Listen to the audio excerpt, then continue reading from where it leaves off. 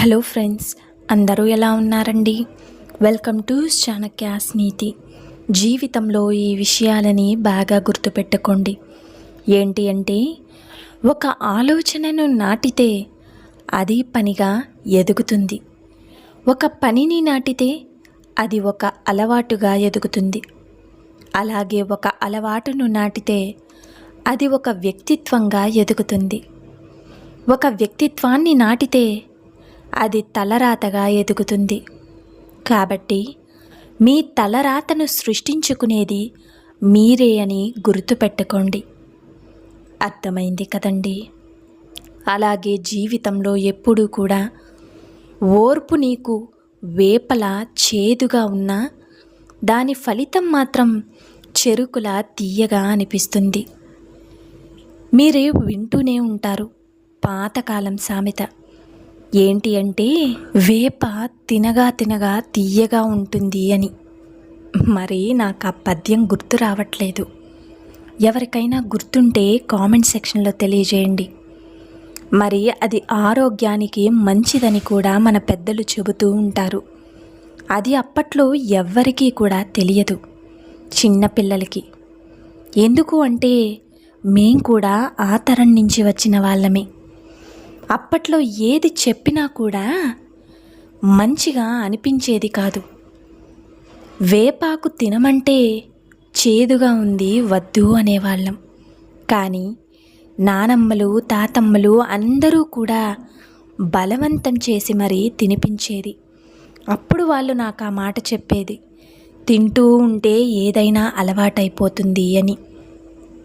ఎవ్వరూ కూడా ఎక్కువ కాదు, ఎవ్వరూ కూడా తక్కువ కాదు, ఎవరూ కూడా సమానమయ్యి ఉండరు. ఎవరికి వారు ప్రత్యేకమంతే. ఇది బాగా గుర్తుపెట్టుకోండి. మనిషికి మనిషికి దూరం ఎంత అని ఒక అతను అడిగాడు. మనసులో నమ్మకం ఉంటే అణువంతా, అదే లేని రోజు భూమికి ఆకాశానికి ఉన్నంత అని చెప్పాము. మనుషులు ఎవ్వరూ కూడా పవిత్రంగా ఉండరు.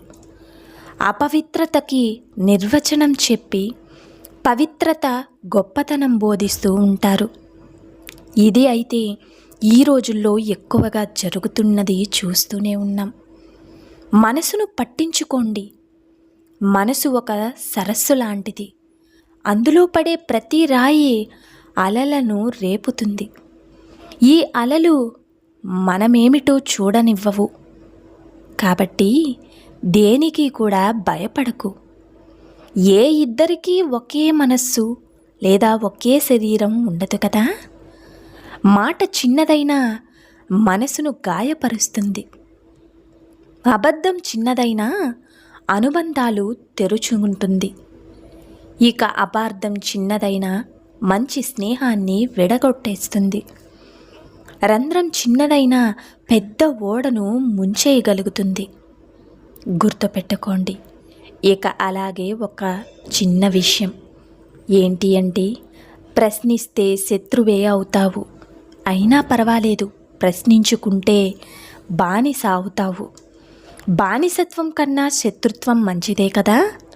ప్రశ్నించకపోతే నిన్ను తొక్కెయ్యాలని చూస్తుంది ఈ సమాజం. గుర్తుపెట్టుకో. దానం ఇచ్చేవారి కన్నా ధైర్యం ఇచ్చేవారే గొప్ప దానం వల్ల ఆ క్షణమే బతుకుతావు. కానీ ధైర్యం వల్ల నీకు నువ్వు జీవితంలో లేచి నిలబడతావు. అర్థమైంది కదండి? శరీరాన్ని మించిన క్షేత్రం లేదు, మనసుని మించిన తీర్థం లేదు, జీవితాన్ని మించిన గ్రంథం లేదు, అంతరాత్మను మించిన గురువు లేడు, అనుభవాన్ని మించిన పాఠమూ లేదు. నిజమే కదండి? అమ్మ ఒడి చల్లనైనది, అమ్మ ప్రేమ కమ్మనైనది, అమ్మ రూపం అపురూపమైనది, అమ్మ దీవెన దివ్యమైనది, అమ్మ మది స్వచ్ఛమైనది, అమ్మ ఆకాంక్ష ఎనలేనిది, అమ్మ రుణం తీర్చలేనిది. ఇక ప్రయత్నం నీ ధర్మం, ఫలితం దైవ నిర్ణయం, పరిస్థితులు కాల నిర్ణయం. ఎదుర్కోవడం మాత్రం నీ మనోధైర్యంపైనే ఆధారపడి ఉంటుంది. అర్థమైంది కదండి? ఇక అలాగే ఎవరైతే ఆస్తులు అంతస్తులకు కాకుండా అనుబంధాలు ఆత్మీయతలకు ఎక్కువగా విలువని ఇస్తారో వారి జీవితం 10 కాలాల పాటు ఆనందంగా ఉంటుంది. ప్రతి అనుభవం వెనుక ఒక ఓడిపోయిన జీవితం ఉంటుంది. ప్రతి బాధ వెనుక ఒక గాయపడిన మనసు ఉంటుంది. గుర్తుపెట్టుకోండి, ఈ రోజుల్లో బతకడానికి కావలసిన క్వాలిఫికేషన్ నటించడం. నిజమే కదండి. ఉత్తముడు ఎల్లప్పుడూ కూడా సంతోషంగానే ఉంటాడు. వివేకవంతుడు ఎన్నడూ కూడా చిక్కుల్లో పడడు. అలాగే సాహసవంతుడు ఎప్పుడూ కూడా భయపడడని గుర్తుపెట్టుకోండి. మరి మీరు ఎలా ఉంటారు అన్నది ఇక మీ నిర్ణయం. అర్థమైంది కదండి. చేతిలోని ధనం, నోటి మాట రెండూ కూడా విలువైనవే. వాటిని పొదుపుగా వాడితేనే మనిషికి విలువ. గుర్తుపెట్టుకోండి, 100 బంధాలు ఉండవచ్చు. నీకు కష్టం వచ్చినప్పుడు తెలుస్తుంది ఆ 100లో ఎన్ని బంధాలు నిజమో అని. ఇక జీవితంలో కొన్ని గాయాలకు మందనేది ఉండదు. నొప్పి మాత్రం గట్టిగా ఉంటుంది. అది ఖచ్చితంగా భరించి తీరాల్సిందే. అర్థమైంది కదండి. ఎంత అర్థం చేసుకున్నా, ఎన్ని సంవత్సరాలు పరిచయం ఉన్నా ఏవో కొన్ని సందేహాలు, గందరగోళాలు మనసులో మిగిలే ఉంటాయి. గుర్తుపెట్టుకోండి, క్షమాపణ చెప్పడం చాలా ముఖ్యం, కానీ అదే తప్పు మళ్ళీ చెయ్యకపోవడం ఇంకా ముఖ్యం. ప్రపంచంలో ఏ మార్పునైతే నువ్వు కోరుకుంటున్నావో దానికి నువ్వే నాంది పలకాలని గుర్తుపెట్టుకో. విద్యతో వినయం, వినయంతో యోగ్యత, యోగ్యతతో ధనం, ధనంతో ధర్మం, ఇక ధర్మంతో సుఖం వస్తుంది. దీన్ని బాగా గుర్తుపెట్టుకోండి. వీలైనంత ఇదిగా మీ పిల్లలకి కూడా చెప్పండి. ఇక అలాగే మిమ్మల్ని మోసం చేసే స్త్రీని ముఖ్యంగా ఈ 2 విషయాల ద్వారా కనిపెట్టవచ్చు. ఆమె నిన్ను ఎప్పుడూ కూడా వేరే పురుషులతో పోల్చడం జరుగుతుంది. ఆమె నీ స్తోమతికి ఎక్కువగా నీ నుండి ఆశిస్తూ ఉంటుంది. ఎప్పుడూ కూడా మిమ్మల్ని దెప్పి పొడుస్తూ ఉంటుంది. ఇక మీరు ఏది చేసినా కూడా దానికి వంకలు పెడుతూనే ఉంటుంది. నిజమే కదండి. ఒక స్త్రీ మిమ్మల్ని ఇష్టపడట్లేదు, మిమ్మల్ని దూరం పెట్టేస్తుంది అంటే ఖచ్చితంగా ఈ విషయాలైతే చేస్తూనే ఉంటుంది.